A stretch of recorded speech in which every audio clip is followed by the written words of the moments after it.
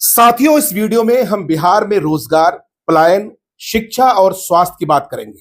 आप सबों को पता है कि सच्चर कमेटी की रिपोर्ट के मुताबिक भारत का सबसे पिछड़ा प्रदेश, पिछड़ा राज्य अगर कोई है तो वो बिहार है। जी हाँ, और बिहार में सबसे पिछड़े हम हैं। जी हाँ, हम किशनगंज के लोग सबसे ज्यादा पसमानदा हैं, सबसे ज्यादा पिछड़े हैं। और पिछड़े किस मामले में हैं? हम शैक्षिक, सामाजिक, आर्थिक और राजनीतिक रूप से बहुत ज्यादा पसमानदा है, बल्कि सबसे ज्यादा पसमानदा है। अब सवाल यह है कि जो सरकार ये दावे करती है, विकास के दावे करती है, रोजगार की बात करती है, पलायन को रोकने की बात करती है, फिर क्या वजह है कि सच्चर कमेटी कहता है कि बिहार का किशनगंज सबसे पसमानदा और सबसे पिछड़ा इलाका है।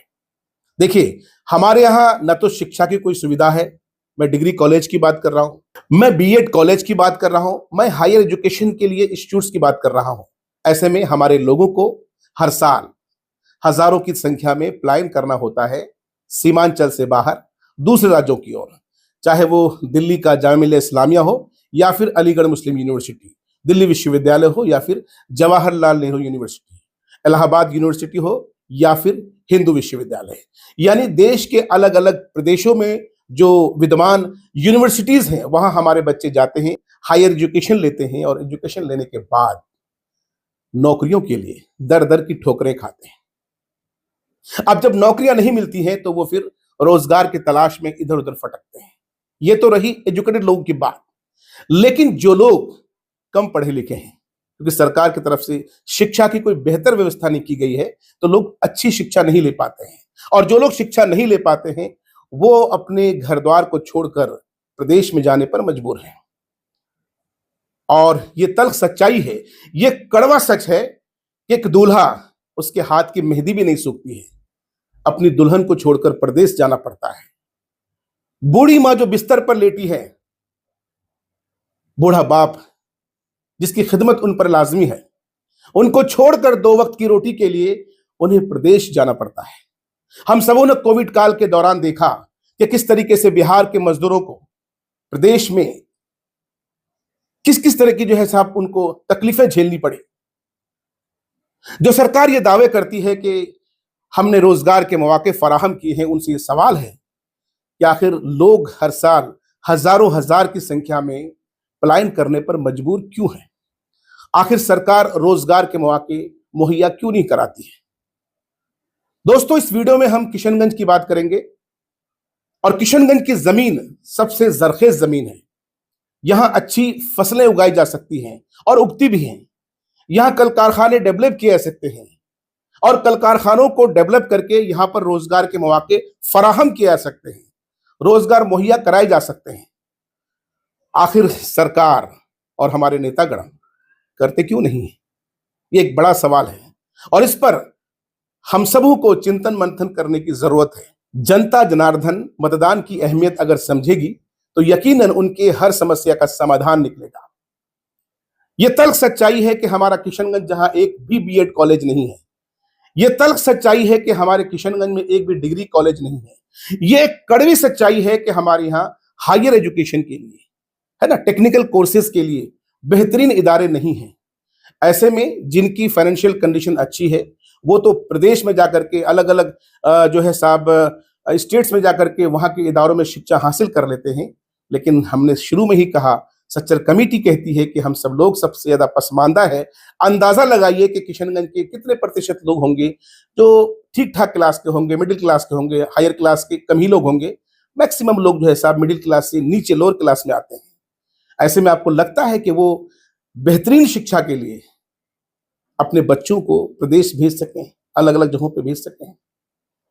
यह भी एक तल्ख सच्चाई है कि किशनगंज के बच्चे, किशनगंज के नौजवान, चाहे ग्रेटर नोएडा हो, गुड़गांव हो, फरीदाबाद हो, दिल्ली के अलग अलग हिस्से, वहां के होटलों में काम करने वाला, चाहे वो पोछा लगाने वाला बच्चा हो या उसमें खाना पकाने वाला स्टाफ, झाड़ू लगाने वाला नौजवान हो या बर्तन साफ करता युवा, ये सब मैक्सिमम लोग आपको किशनगंज के मिलेंगे।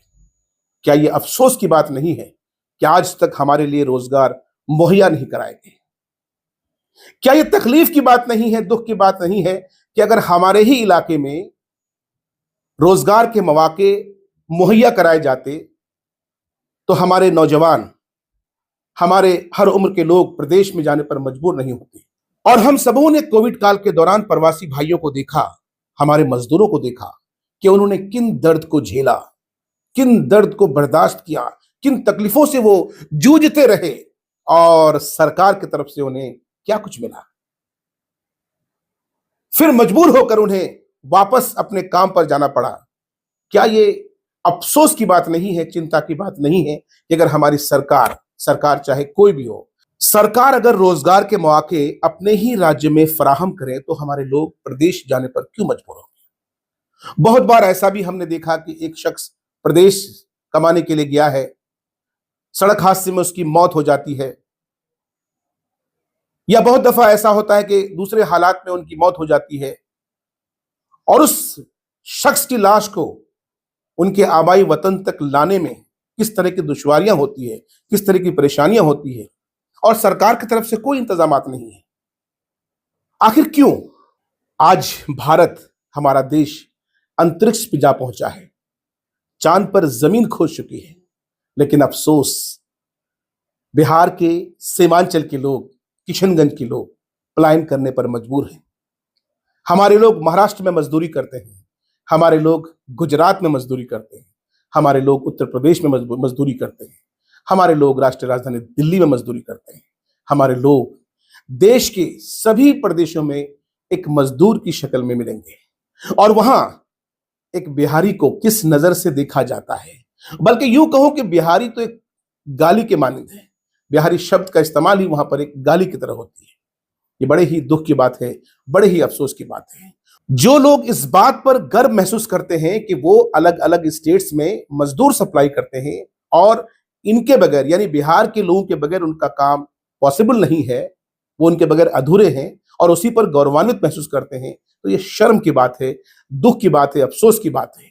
क्या यह बेहतर नहीं होता कि हमारे ही इलाके में कल कारखाने लगाए जाते, फैक्ट्रीज लगाई जाती, रोजगार फराहम किए जाते और दूसरे स्टेट्स के लोग हमारे यहां आते, एज ए लेबर काम करते, प्रवासी मजदूर के तौर पे हमारे यहां काम करते।